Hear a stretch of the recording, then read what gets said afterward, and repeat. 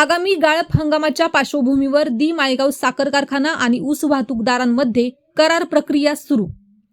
आगामी गाळप हंगाम 2026-27 ची पूर्वतयारी म्हणून राज्याच्या उपमुख्यमंत्री व माळेगाव कारखान्याच्या अध्यक्षा सुनेत्रा पवार यांच्या सूचनेनुसार माळेगाव सहकारी साखर कारखाना प्रशासन आणि ऊस वाहतूकदार संघटना यांच्यातील ऊस वाहतुकीचा करार अत्यंत सलोख्याच्या वातावरणात गुरुवार दिनांक 28 रोजी झाला।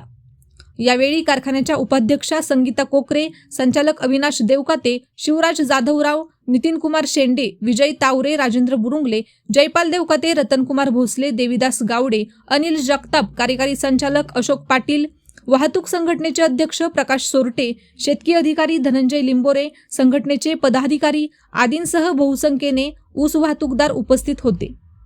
यामध्ये ऊस वाहतूक करणाऱ्या 1200 बैलगाडी, 700 ट्रॅक्टर गाडी, 20 हार्वेस्टर, इतर 350 वाहने आदींमध्ये करार करण्यात आले। वाहतूकदार आणि कारखाना प्रशासन यांच्यात समन्वयाची भूमिका राहिल्याने दोन्ही बाजूंना परवडणारे आणि न्याय्य दर निश्चित करण्यात आले आहेत।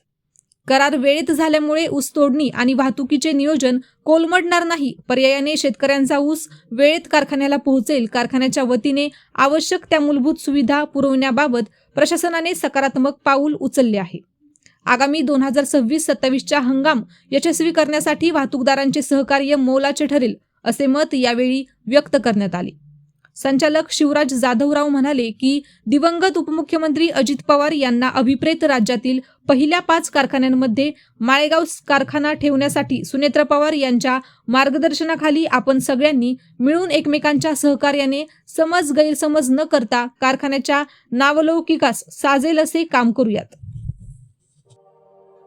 अशाच नवनवीन बातम्या पाहण्यासाठी बारामती वार्तापत्र चॅनलला लाईक करा, शेअर करा, सबस्क्राईब करा आणि बेल आयकॉन प्रेस करा।